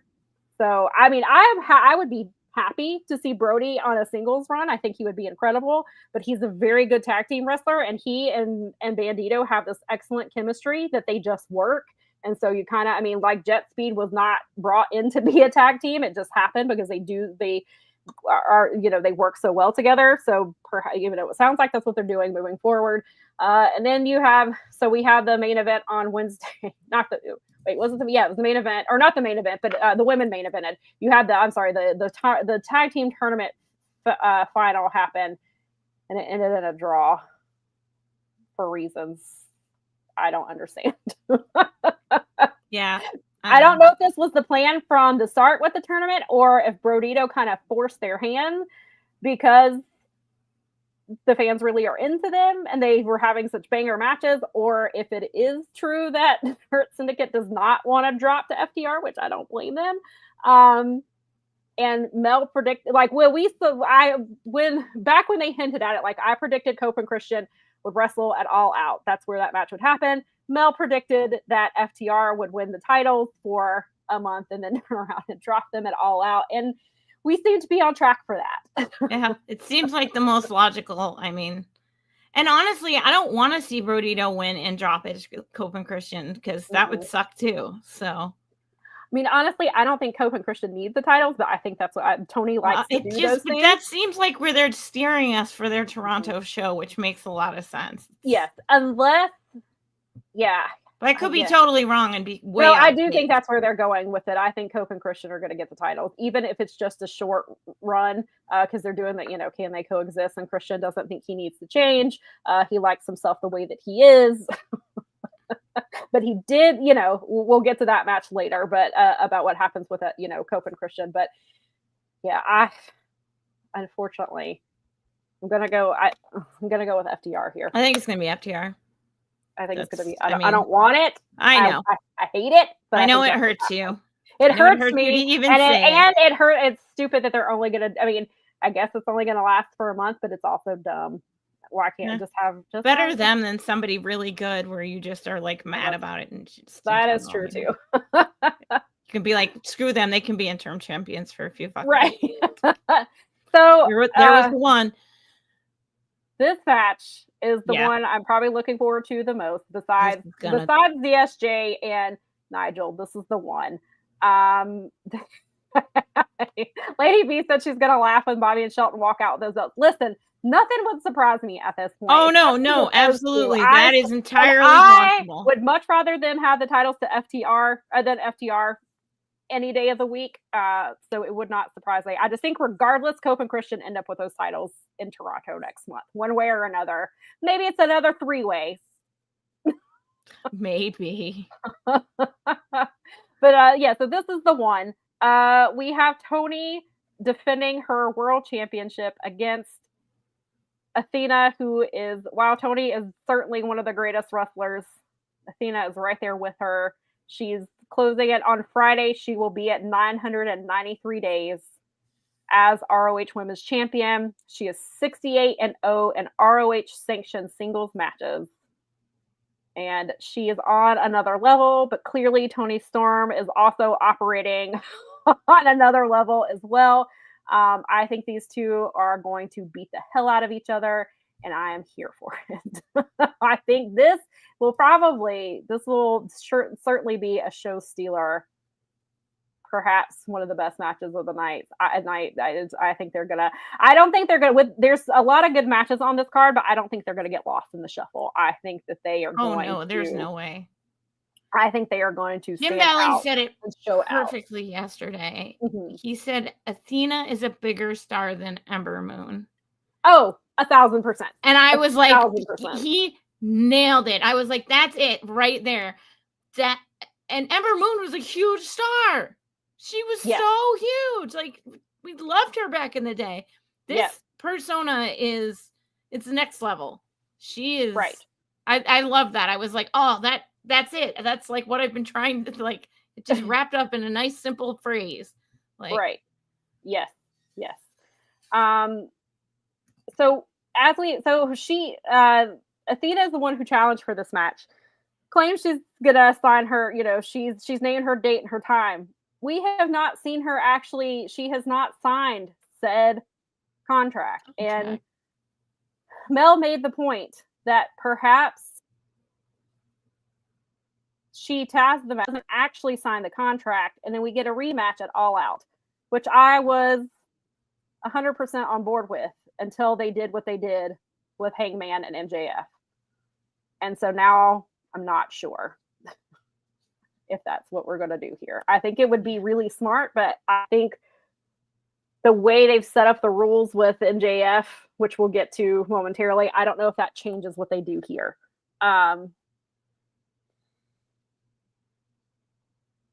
Athena so you're needs to saying win Tony this title. just wins this match? She should. I can't. I feel if this.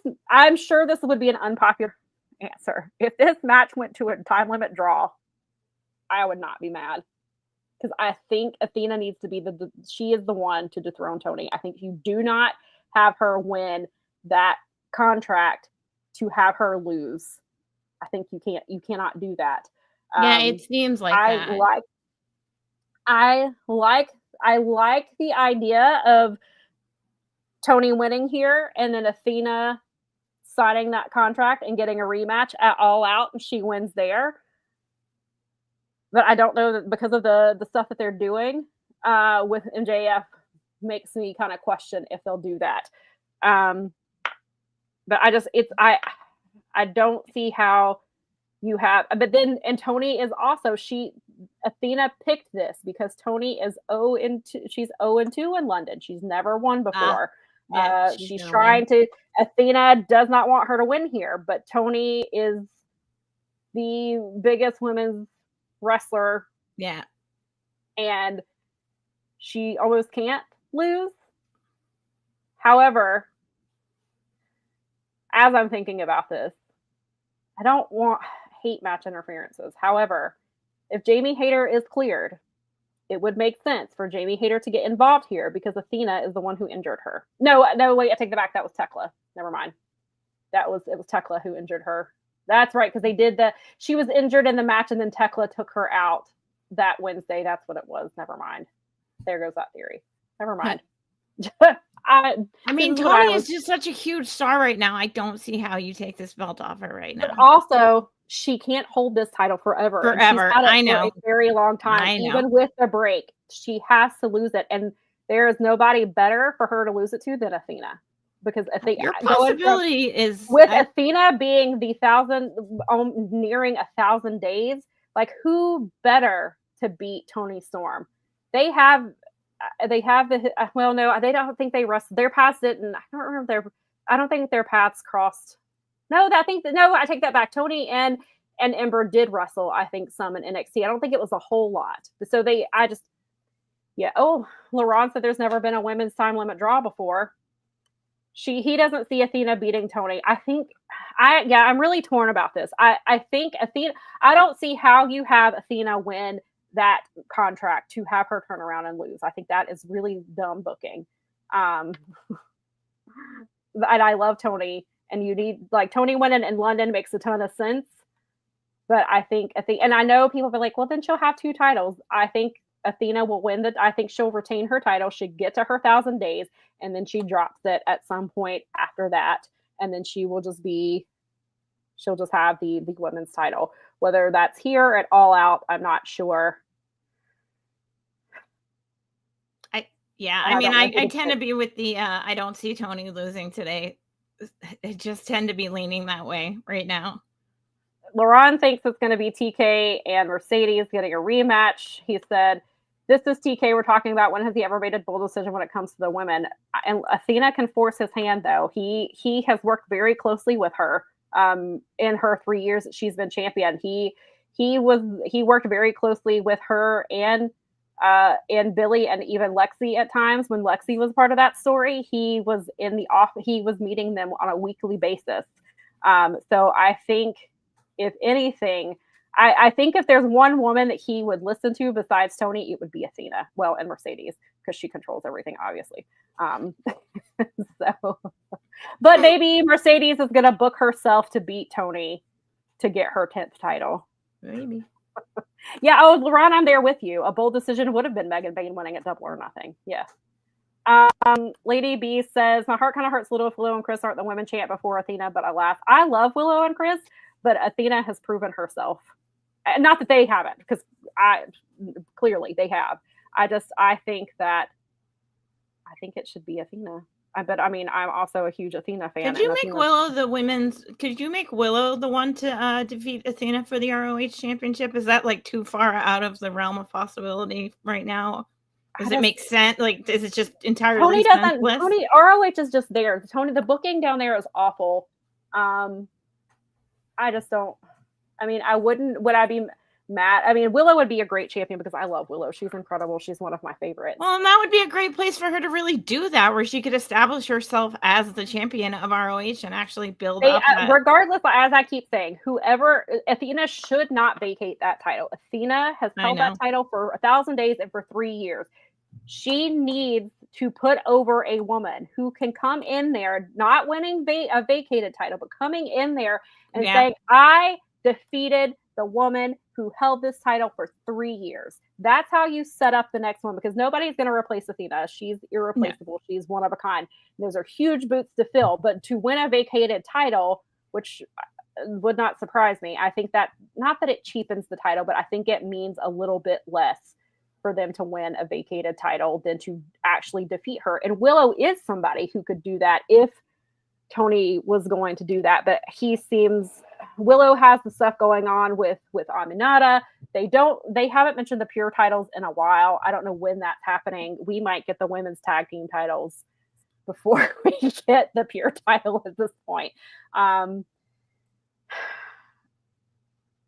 They have done that. She has defended that title. Billy has tried to win that title from her multiple times, and they didn't do it.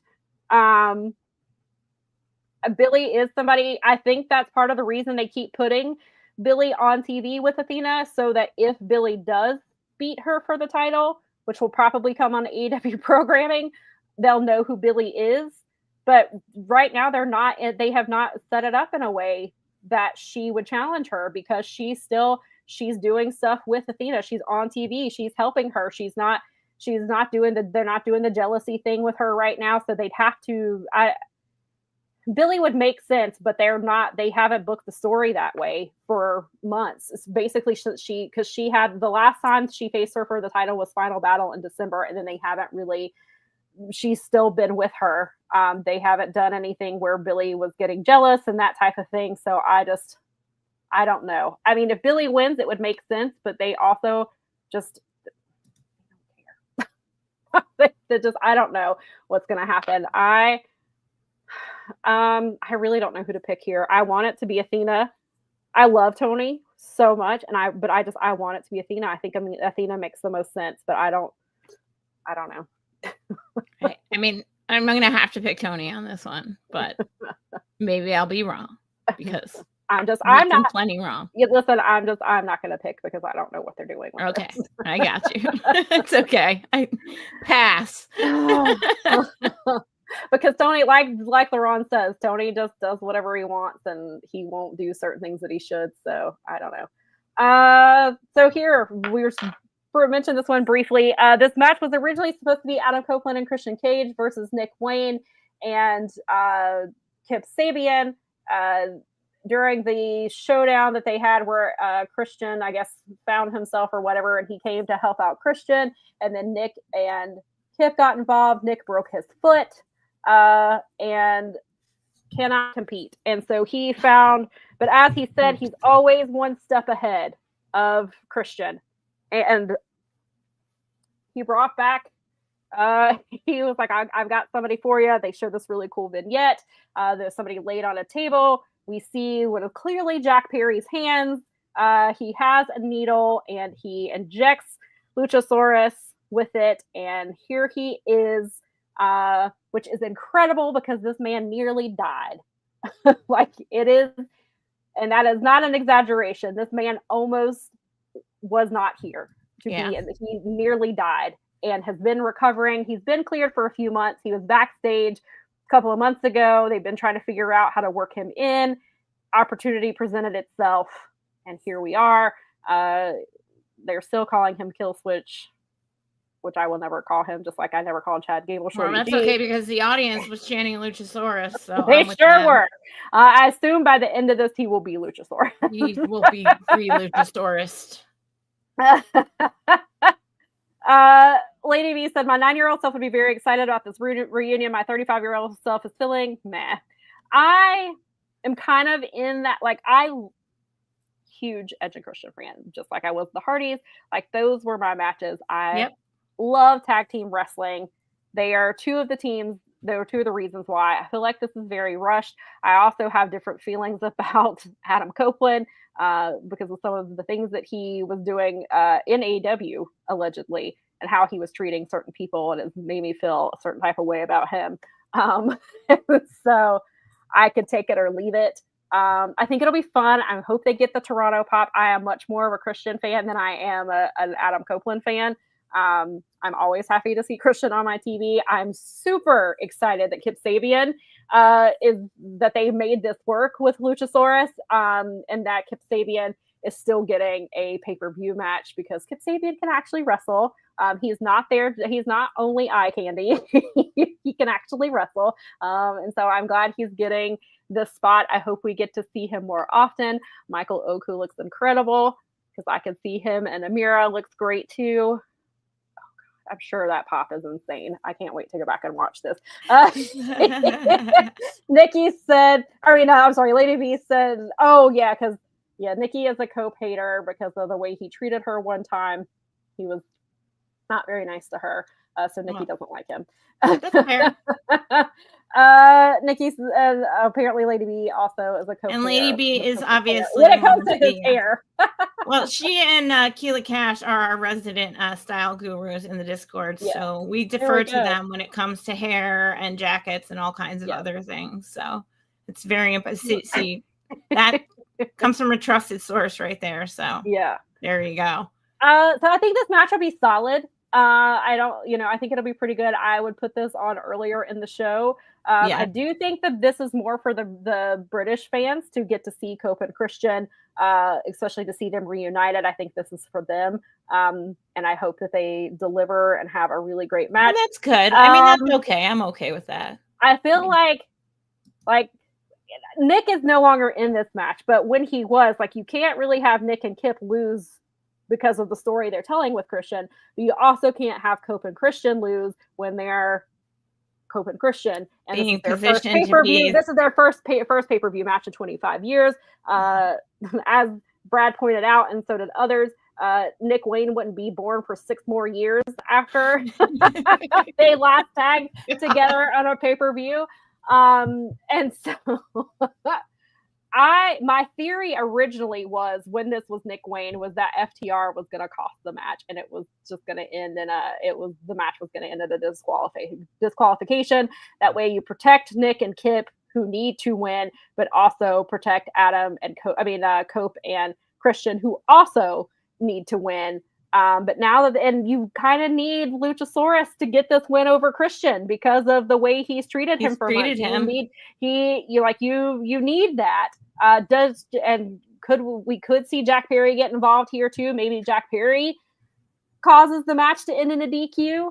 But then I guess if FTR win the titles, then maybe they don't get involved here. But the story has been FTR, because you've got to get to FTR and Cope and Christian in Toronto, which is why another reason I thought FTR would get involved here, cause the match to end in a DQ. That's how we get to Cope and Christian and FTR in Toronto. This feels like it can't. Titles. This feels like it almost can't be a definitive. No matter who wins this, it's got to be there's shenanigans inevitably. If someone wins at all, like you said, because there is probably high probability of a DQ here. Yeah. Because you can't. I don't like who wins here. Yeah. Right. And Maria makes the, Kip and Kill Switch win because Cope and Christian have chemistry issues. Yeah, which is also a huge thing. That's good. Christian did tell Cope, I'm here you're here to help me with my Nick. They are still working through their issues. It would be okay. Right. But it's actually probably better if Kill Switch coming back, he wins. Yeah. And Christian told him, right on. I will on Sunday. I can't look you in the face and say that I'm going to commit to any more matches passes, knowing damn well y'all are going to wrestle together in Toronto. But hold on, let's see. Oh my God! I saw. All right, let's get to it so that we can get to it. Then I saw Nikki say pounce, and I knew her TV was ahead of mine, and I saw it, and Toa just pounced Michael Oku out of the ring. Nice. Nikki said, "Is he dead?" Oh shit, he is selling the hell out of it if he's not. God, they're showing the replay, and that pounce. Listen, Willow probably has the best pounce as it is, but damn, Toa Leona can pounce too. What a yeah, I've heard this. Yeah, apparently they're saying the crowd is hot. That the pre-show matches have been really good. Right on. So I'm glad to hear that. Crash says Adam Copeland has about 12 months to go if counting his injury time. And he originally stated that about getting his final run over, which is why Cope and Christian are winning the tag team titles, because Tony likes to do that, which, I don't have any issue with Cope and Christian. I just hope it's not a long run. Like, I don't need a long title run from them. I need the get a few months and we'll be fine. But yes. All right. So now we have Hangman Adam Page, who we love here at Powerbombshells. Absolutely. Is wrestling MJF. And MJF is a hothead. He got rage baited into doing this, to signing over that he was gonna. Hangman told him, you either have to challenge me or you have to sign your contract, and I know that you won't because you're a coward. And so he rage baited him into doing it. Well, then MJF rage baited him back by threatening to set Mark Briscoe ablaze. Fire.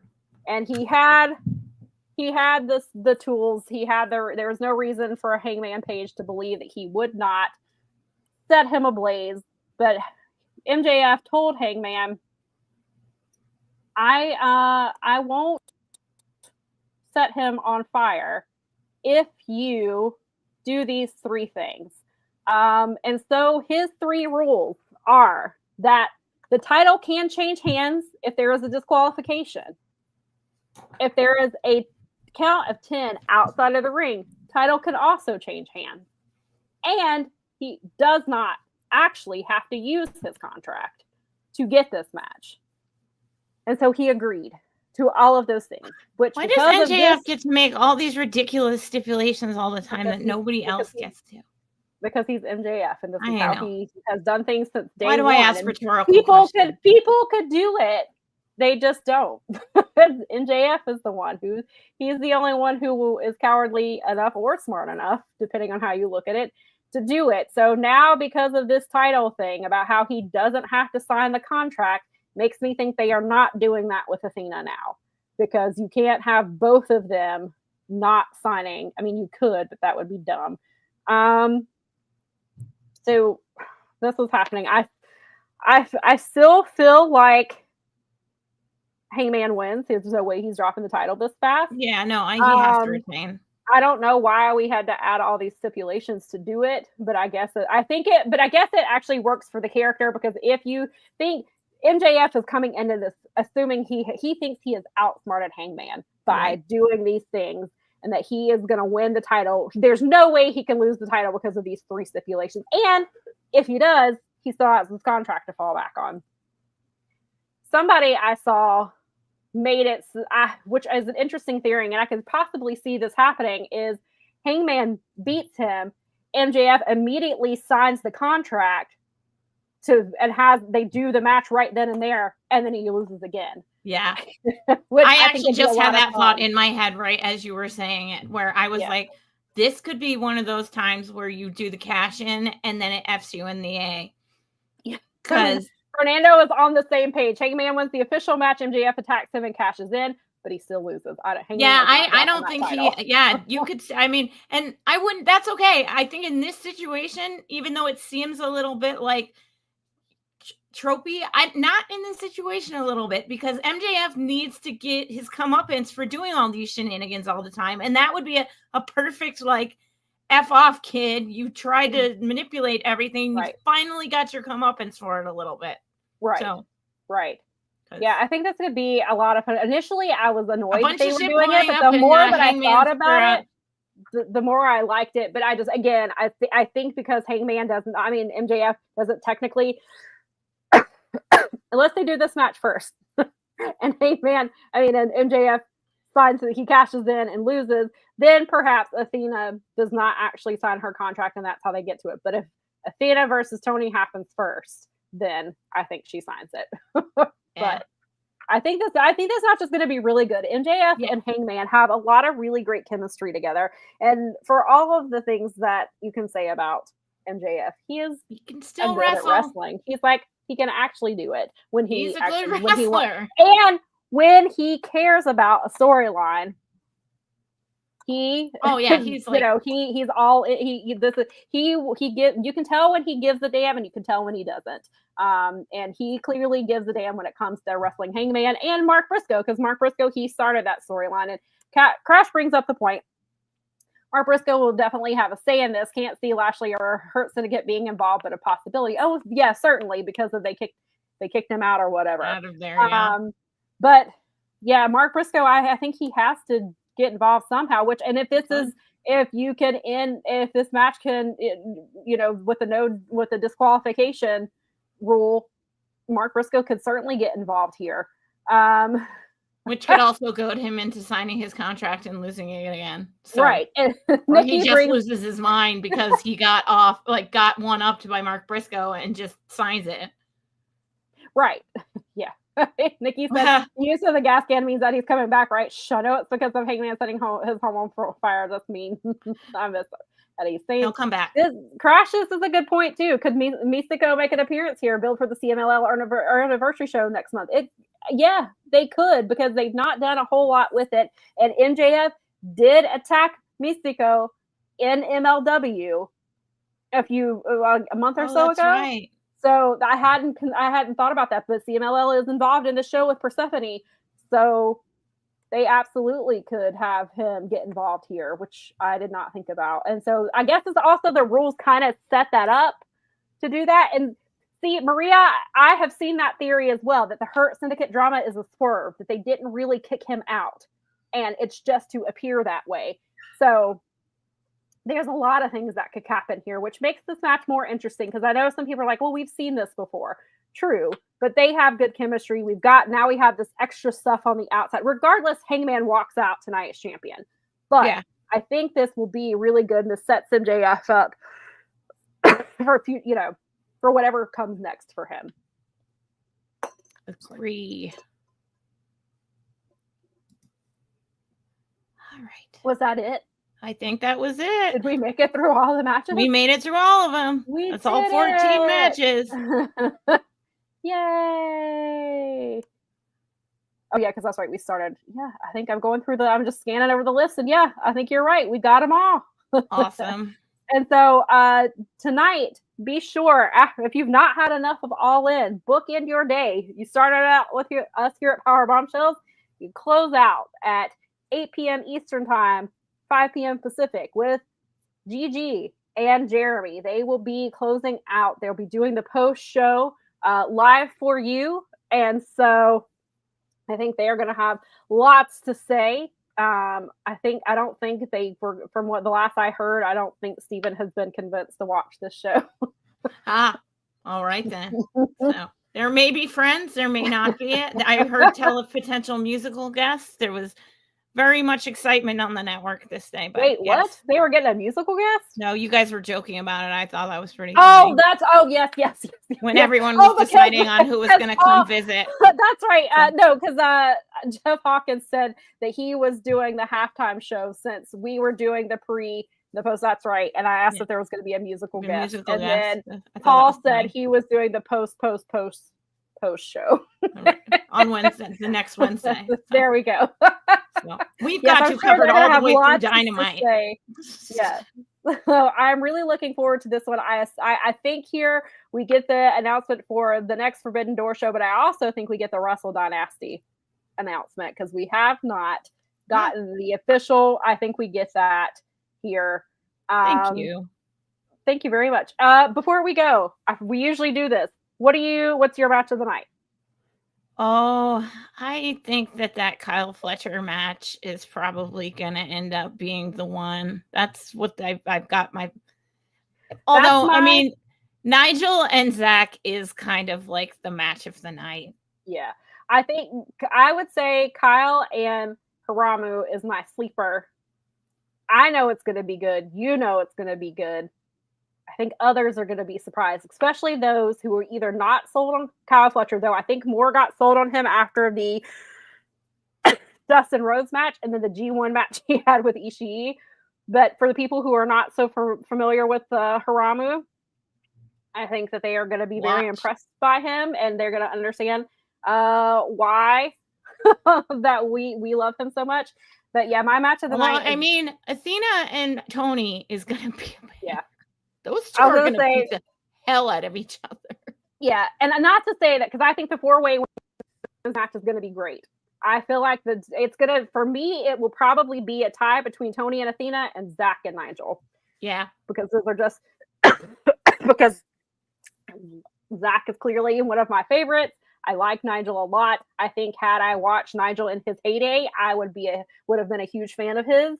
I think he can still go. I'm glad he's getting this match. And then I love Tony Storm, and Athena is my favorite, and I think they're going to kill it. And I think this is going to be, even though there's a lot that you can say about the show, especially with it being an AEW heavy show, I think that this card is going to be good. I think this is going to be a good show. I think they're going to deliver.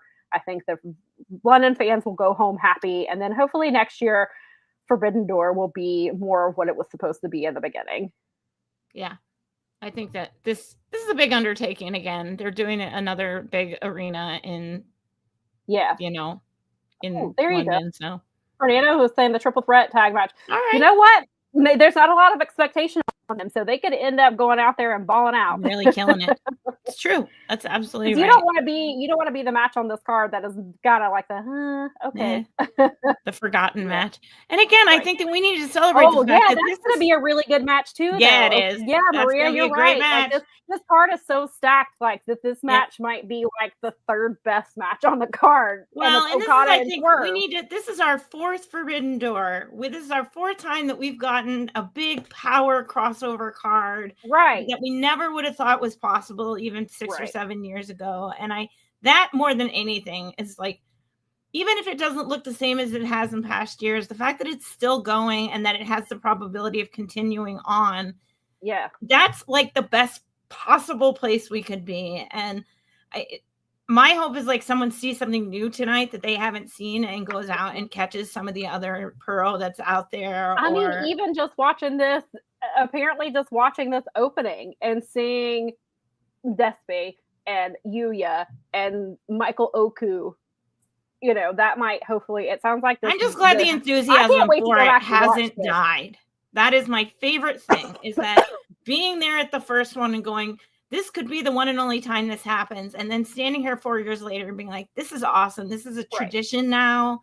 It's and maybe the door is not so forbidden anymore. But no, but I love it. I love it. Yeah. I love the concept. I will always have like the warmest spot. I mean, I think it's going to be a fun afternoon, and it is going to be nice to not be having our post show at like 1 or 2 in the morning. So yes. Then next month we will be back to Saturday pay-per-views.